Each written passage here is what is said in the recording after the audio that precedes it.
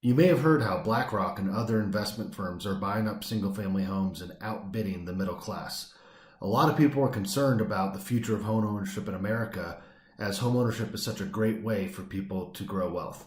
This is Mark Austin from So You Want the Truth About, and this is an important issue to dive in, so we're going to cover it today.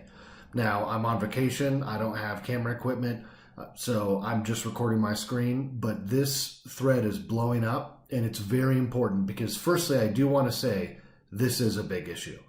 It's important for people to have access to home ownership, for homes to be affordable, and for it to be an opportunity that a lot of people have. You know, when you read about how 20, 30, 40 years ago, it was easier for people to buy homes and how people bought their first home when they were 19 years old or 22 years old, and now people are buying their first home when they're 30.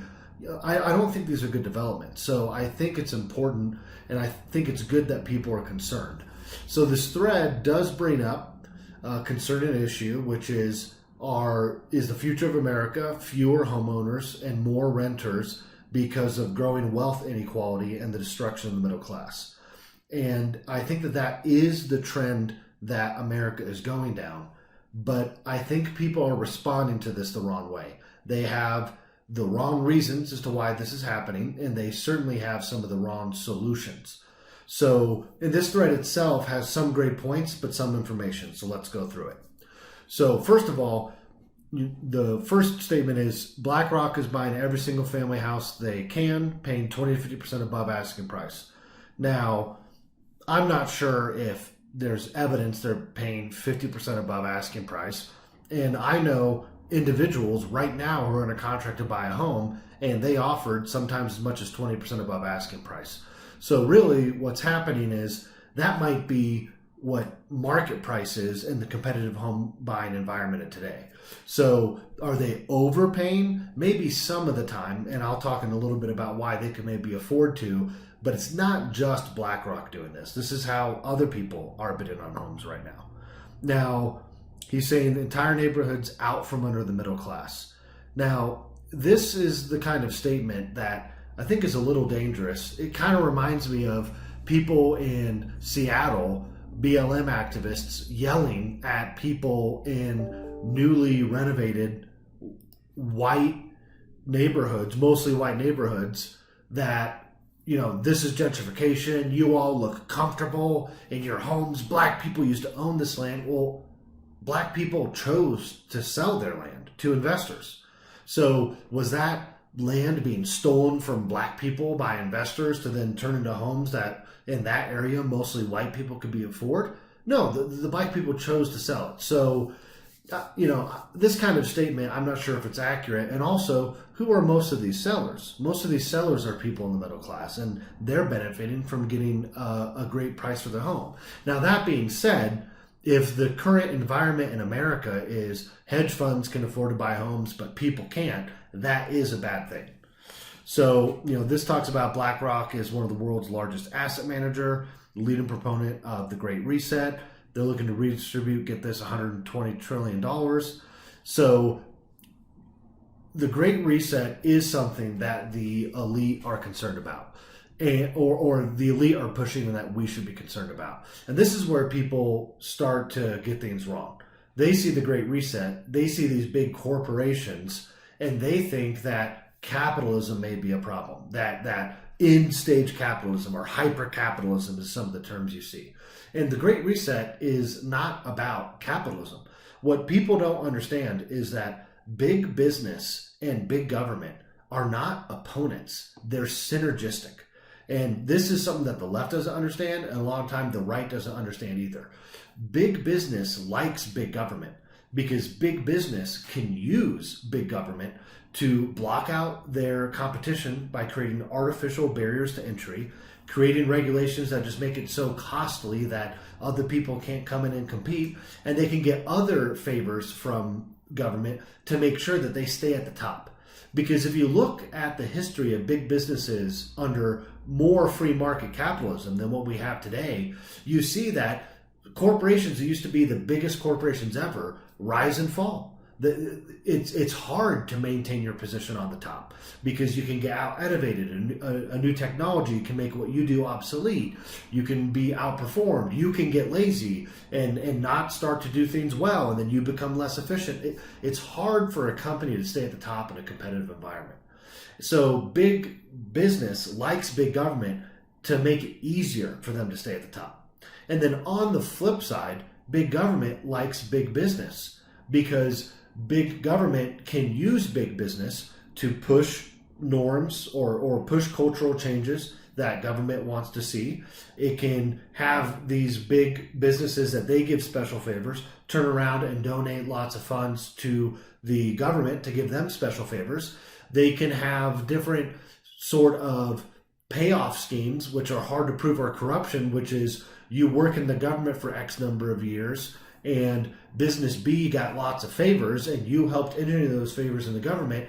And then after you leave government, you get to go work for the business for $1 million salary a year where you have to show up to work once a week and you don't even do any work when you show up. This certainly happens. So, and by the way, if we go to, people compare what's going on with Blackrock buying up homes to new feudalism. Well, do you know how corporations worked under feudalism? Government, when it was much more powerful than it is today and had much more control over society, would give corporations charters that were basically exclusive rights to be corporations over certain areas of the economy. So in other words, you had very few corporations that were very big. So even if you go back in time to actual feudalism, the corporations are few and they were large, and the government was big and very powerful. So the Great Reset is not about capitalism. It's basically about fascism. Because if you look at fascism is a form of far left totalitarianism. The Nazi Party was the Nazi Socialist Workers' Party of Germany. They declared themselves socialists. But really, fascists realize we don't need to have the government run every company and own every company. We should just have the government have control over them so the corporations do what we want. And that is more efficient because you still have some sort of profit incentives for the corporations in place. So fascism is basically where you have extremely big government and extremely big corporations, and they like each other and they work together to oppress everyone else. And that's what we're moving towards. If you look at Obama's, our government under Obama was very fascistic. It's not a far-right ideology. It's not a capitalist ideology. So the Great Reset is concerning. This is a good thing to point out. A lot of elites in America are evil and they want it. But it's not about capitalism. It's about fascism. So, here's an example of a 124 new home neighborhood bought in its entirety in Texas. Average Americans are outbid to a tune of $32 million. I assume that means across the 124 home community. They sold at above 20% above listing. Now the entire neighborhood is single family rentals. So single family rentals, it's now your potential lower to middle class homeowner is positioned to be a permanent renter. Now this is a little bit of overstatement here because part of why single family rentals are growing is because people like them, and maybe that's a foolish choice to them. For example, I remember when I was renting a house. I'm a homeowner now. My wife and I are happy to be again. But when we moved to the city we live in now, we were renters for the first 3 years of single family homes. And I made a remark to someone one time about how I couldn't wait till I could be a homeowner. And the lady looked at me and goes, "Oh, I love renting. I don't want to have to take care of anything. I call my landlord, they take care of it." And I'm thinking, this is such a dumb economic decision. You're giving up the tax benefits of interest on your debt. You're giving up the benefit of building equity by paying down your debt and by the home value increasing just for ease of living. And you don't have to save up for a down payment so you can get to a nicer place faster by renting. That's really the trade-off you want to make. But unfortunately, people are deciding to make those trade-offs. And this is proven by the fact that there are companies doing what's called build to rent. So in other words, they find the tenant who says, "Yes, I'll sign a lease for you to build this home for me for you to rent." So that's not a company buying a home, so Joe from the middle class can't buy it, and then the person who rents it is forced to be a renter forever. That's people choosing to be renters, and choosing to be renters at such high demand that companies can afford to build under that investment model. So part of what's growing in single family rentals isn't just people can't afford homes anymore. There is a change in what people are choosing. And I think it is a foolish choice. Now, I will say, I do think there are things that have happened that have made it harder for people to save up the money necessary to own a home. So therefore, they feel like maybe they have to rent. And that might be what's increasing the demand for single family rentals and to even allow for build to rent to be an investment model.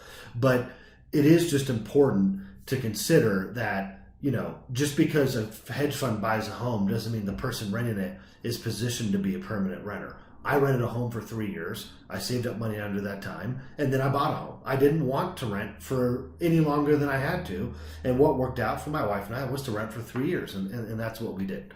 So, he's talking about how it's wealth distribution. I will say it is wealth distribution if the percentage of homes are owned by more investment funds and fewer people.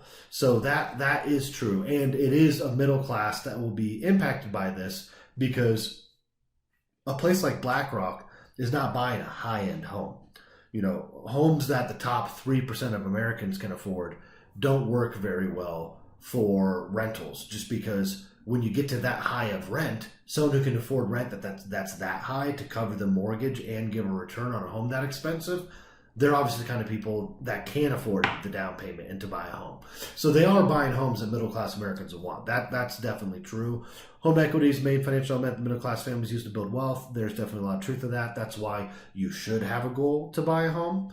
Now, here we go on to Federal Reserve-funded financial institution. So this is not true. This is very misleading. So there's multiple things on here. So they're using your tax dollars to F over the lower and middle class. So the Federal Reserve it doesn't have access to tax dollars. So this doesn't make any sense. If the Federal Reserve was giving BlackRock money, which it's not, then it wouldn't be giving it tax dollars. So this is just, misinformation that sounds bad. And as you can see, this one has more likes than what's around it. Unfortunate. Now, here is what is true, though. The Federal Reserve is manipulating our economy in ways that benefits people like BlackRock. So, and this has been going on since Obama, and this is very important.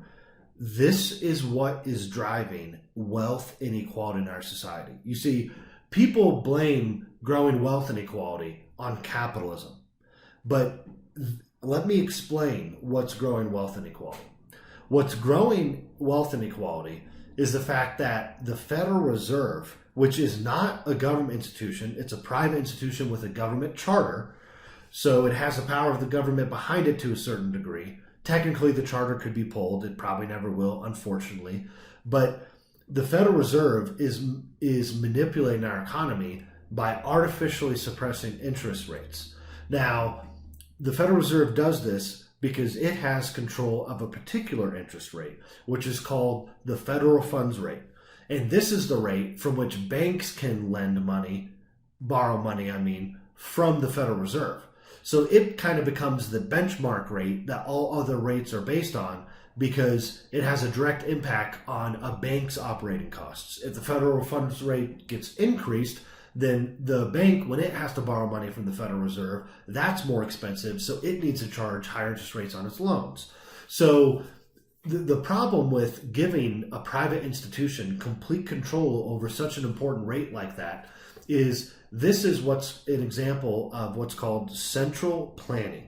So the difference between socialism and capitalism is that capitalism uses free market companies, competition, and very important pricing signals, the ability for prices to move, to allocate resources, to motivate people, to drive production.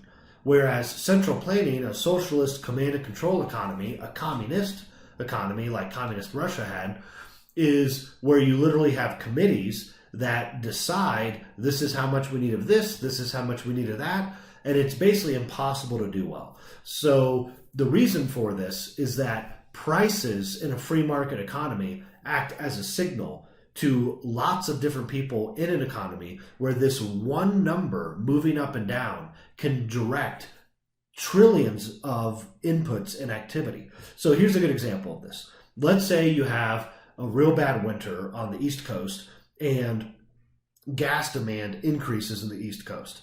Well, the supply would have been normal because the companies didn't know it was going to be a bad winter, right? So all of a sudden the supply exceeds, or the demand exceeds the supply. So the companies realize we can start charging more and people will pay it. Well, as gas prices increase for people to heat their homes, it acts as a signal to people elsewhere in America, hey, it's more profitable for me to send my gas to the East Coast than it is to sell it in other places because there's a spike in demand. So by the price going up, it tells other people, let me change my activity to send gas over there. And as you have this increase in gas shift over to the East Coast, the demand will then be met by higher supply and the price spike will go away. And this is something that in a command and control economy, they can never do well because they don't have this one signal, a free market price, to tell them, hey, there's a shortage here. We need to move gas from here and send it over there. So this is why communist Russia failed and capitalist America thrived through the Cold War and into today. But here's the problem. Giving the Federal Reserve control over interest rates is not capitalism. It's communism. The Federal Reserve literally has a committee, a board with a chairman that sets the federal funds rate. It's a command and control way to control our money supply and interest rates. So here's how Blackrock benefits. What the Federal Reserve has done really since the early 2000s, but particularly since 2009 to prop up the economy under Obama, is it's artificially suppressed interest rates. It's done this in two ways. One is by setting the federal funds rate close to zero. The second is by buying U.S. treasuries at treasury auctions to keep them artificially low. So in these two different ways, we have a central planning communistic influence on our money supply. And the people who benefit from this the most are people who use the debt that has the artificially low interest rates. Now, unfortunately, for the most part, the only way the middle class uses this kind of debt is on a purchase of a home. Home loans have been very affordable in terms of their interest rates for years now because of the suppression of interest rates. But the top 1%, 2%, 3% of society, top 10% even, they take advantage of investment-based debt much more often. They buy stocks on margin, they buy cash-producing real estate, they buy commodities on debt, and these things have gone up in value because the rates of return are juiced when interest rates are low, and people are chasing this rate of return in investments because you can't get it in your bank anymore. Your savings account pays 0.25% when inflation is 2 to 5% a year. So everyone's chasing yield and they're driving up the value of these assets. And the richest people are the people doing this the most and are the ones who already own these assets the most. So under Obama, a Democrat president, a communist style interest rate and money supply institution artificially suppresses interest rates to grow the economy. And it does produce jobs, but more so than it produces jobs, it inflates asset bubbles owned by the richest people. So the middle class owns few assets and makes wages. Wages don't grow much faster than inflation or even slower than inflation. So in real terms, the purchasing power of your average American is going down, but the people who are buying assets with investment-backed debt that's artificially suppressed interest rates on it are getting incredible returns, and they're getting richer and richer. This is what's causing wealth inequality. And this is where, so BlackRock is not Federal Reserve funded. BlackRock benefits from the Federal Reserve manipulation in our economy. But here's the thing, Democrats will do nothing to stop this because this started under Obama.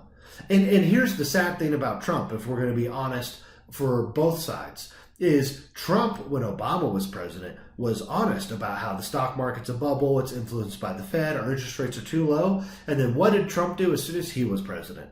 He came at the Fed consistently for our rates aren't low enough. Look at European countries. They have negative rates. We can't have higher rates than them. And then he took credit for the stock market going to all-time highs. So the truth is it's a racket. All the people at the top know the game. They know the way to grow wealth under the system. And neither political party is doing anything to stop it. But it's not capitalism. The main evil is the Federal Reserve, not BlackRock, by the way. BlackRock is private investors taking advantage of the game the way the rules are set. I mean, they're doing what's smart to benefit themselves, which is what we'd expect in a free society. People are going to look out for themselves first, right? So, the problem isn't BlackRock. If we change the rules, BlackRock wouldn't be able to do what it does. Because, earlier in the post, the claim is that these homes are being bought for over market value. I don't know about that, because isn't market value ultimately what someone is willing to pay for it, whether or not it's a company or a person? But let's say they are, right? Let's say they're overpaying, because it is possible to overpay for a property, of course. Well, why is BlackRock doing this? For a couple of reasons. One, because they just assume the value is going to go up because the Federal Reserve continues to inflate asset bubbles. And two, because they think inflation is going to happen, and instead of having cash sitting in a savings account doing nothing, they'd rather own a hard asset in an inflationary environment.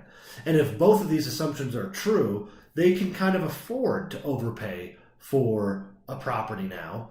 And as long as they can make the debt service, then they will benefit in the long run.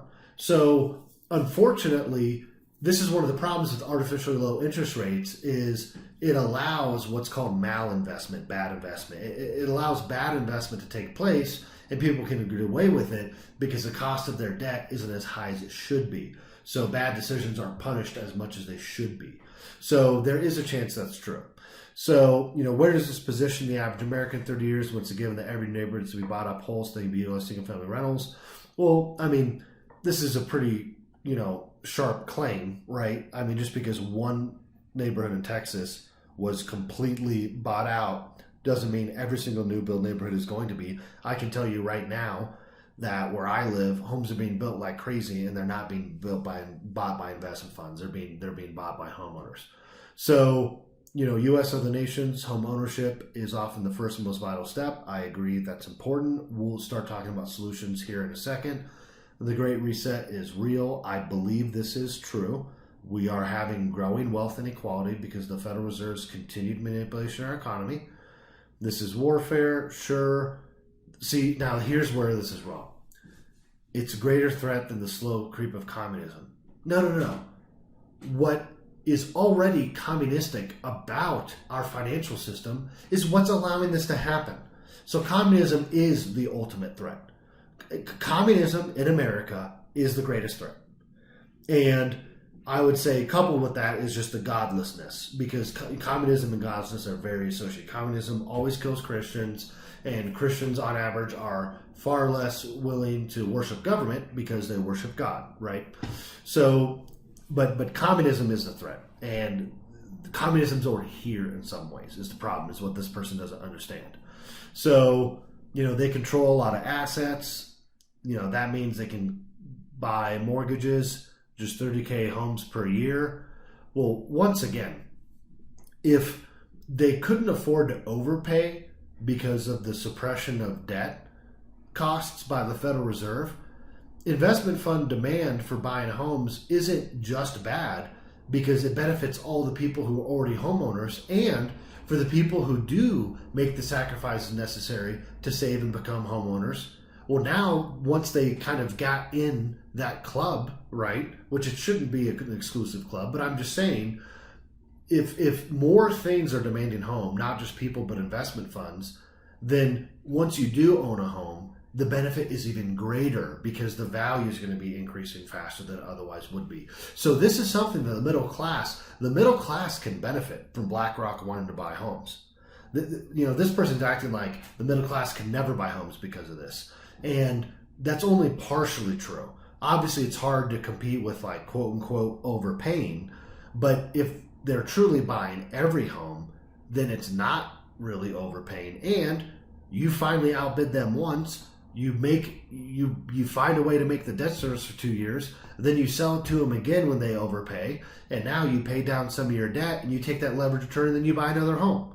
So there are ways to still home own. So it's very concerning what's going on. The Federal Reserve's manipulation is bad, but just everything that's being claimed here is not true. So this is saying they're funding the Federal Reserve. So this is not true. The Federal Reserve is not giving BlackRock money. They are benefiting from the freshly created fiat money, because I mentioned the Federal Reserve manipulates interest rates two ways. The federal funds rate, which it gets control to set, and then by buying U.S. Treasuries to suppress the interest rate that the government has to pay on its debt. Well, that matters because the interest rates on U.S. Treasuries are the benchmarks for many commercial and residential loans.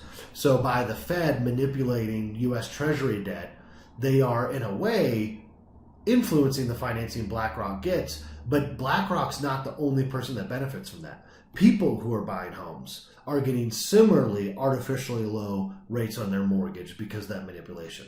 So this, once again, is just inaccurate. This is bringing attention to an important trend, but there is just a lot of things being said that isn't true. So let's see.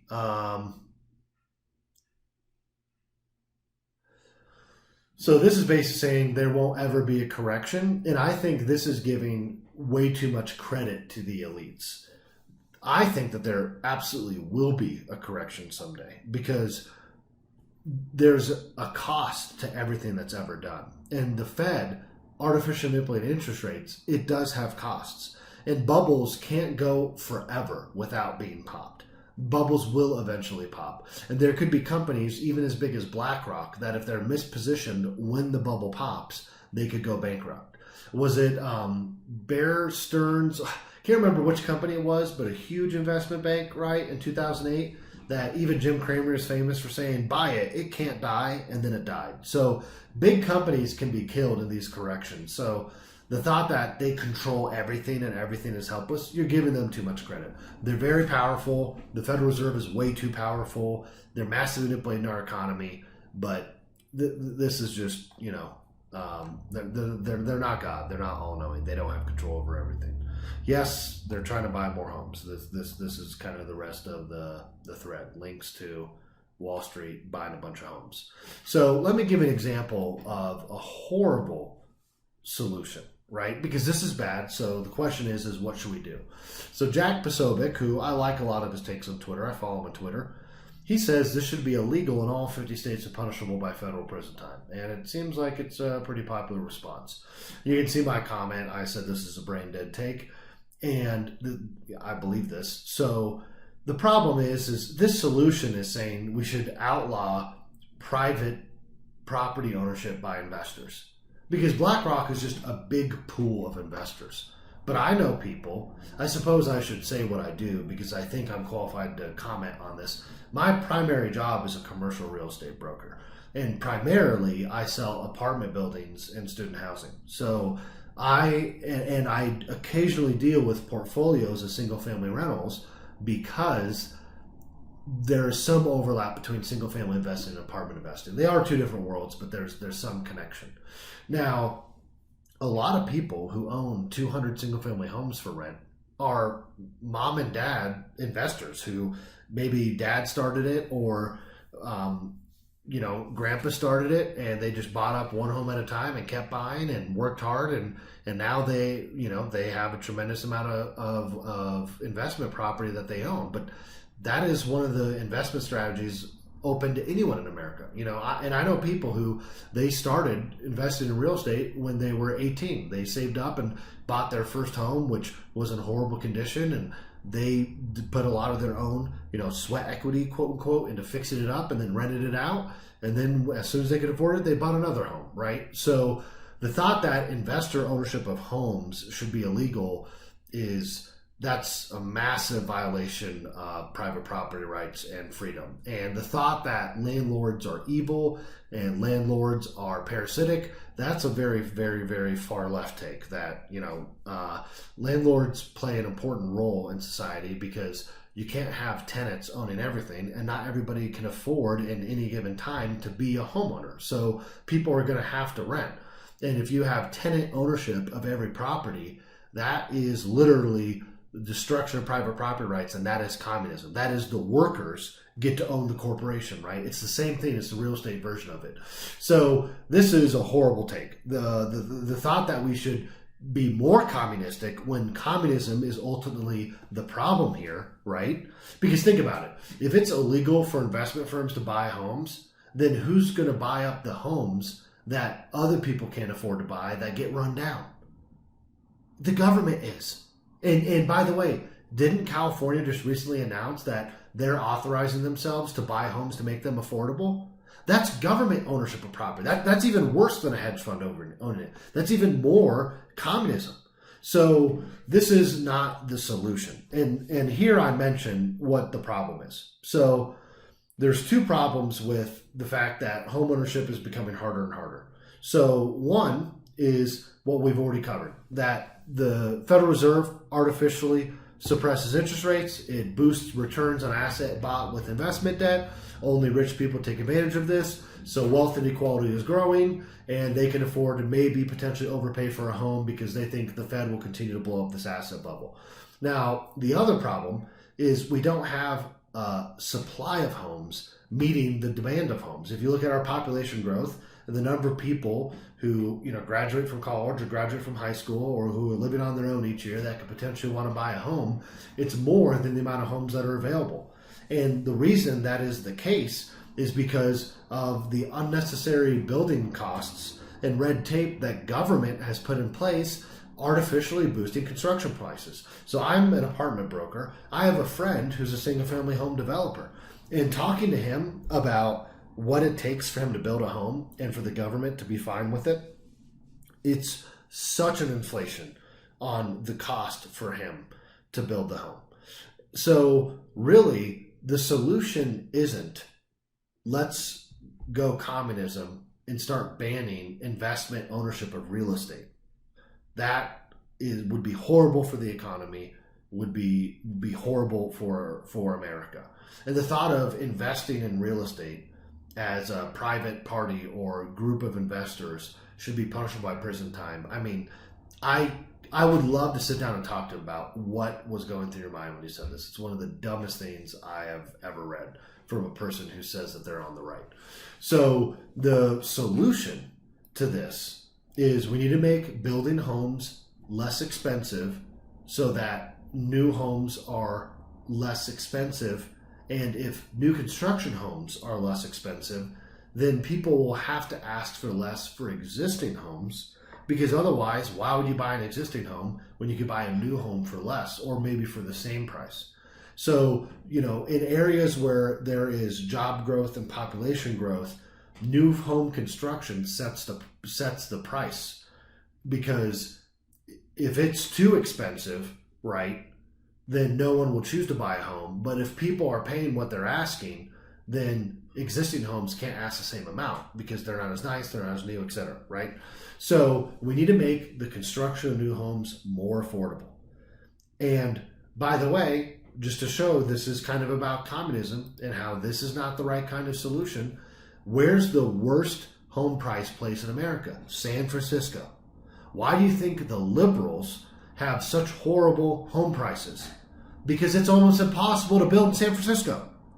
The way the government controls that process, the amount of permits you have to get, the environmental compliance you have to have, no one can afford to build there. So everyone wants to live there because California is the most beautiful place in the world with one of the best climates in the world. So you have a ton of people who want to live there, but you don't have many new homes getting built each year. So what few stock is available is growing slowly, population is growing fast, demand is way outstripping supply, and home prices are sky high and the middle class can't afford to buy a home. That's in liberal San Francisco. So same thing kind of across the board. if you decrease the cost to build a new home, more people will be able to afford to buy a home. And then the second thing is we have to end the Fed. We have to stop centrally planning our money supply and centrally planning our interest rates so that they're artificially suppressed to where only in a way that is most taken advantage by the top 1%. So these are the solutions, and the right wing needs to be talking about real solutions to real problems. Sometimes the right wing brushes off problems. Sometimes the right wing, has fake solutions. This is a real issue. I don't like that. I talk to friends' parents and, oh yeah, when I was 19, I bought my first home. And it's like, that's impossible today, right? For a 19-year-old to afford a home. Now, part of it is we're purposely delaying, almost everything we do because we're going to more schooling. We're getting married. We're starting to work later, so we're starting to save later. So some of we can't afford a home till we're older is because of our lifestyle choices.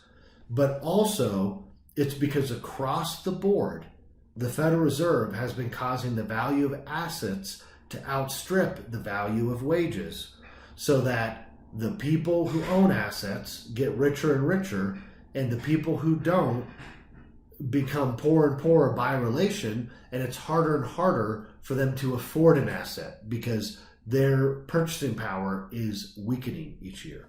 So this is an important issue, and we need to address it. And the way to address it is by more capitalism, less government. Stop centrally planning our money supply, stop centrally planning our interest rates, which is communistic, and stop causing government to make home building unnecessarily difficult so that we don't have the number of homes we need and people can't afford them. So this is Mark Austin with So You Want the Truth About. And yeah, I did this on vacation. I don't have camera equipment. The sound's probably bad because I don't have a microphone. But this Twitter thread was blowing up, and I just thought I really needed to make a video as soon as possible about it. Wanted to get back to making more videos on YouTube. My wife and I mentioned we became homeowners again. That was 6 months ago, and we just are slowly getting things done, moving in, and I haven't had the studio ready yet. But planning on doing more videos and writing more content. So thanks for tuning in today, and I will see you soon.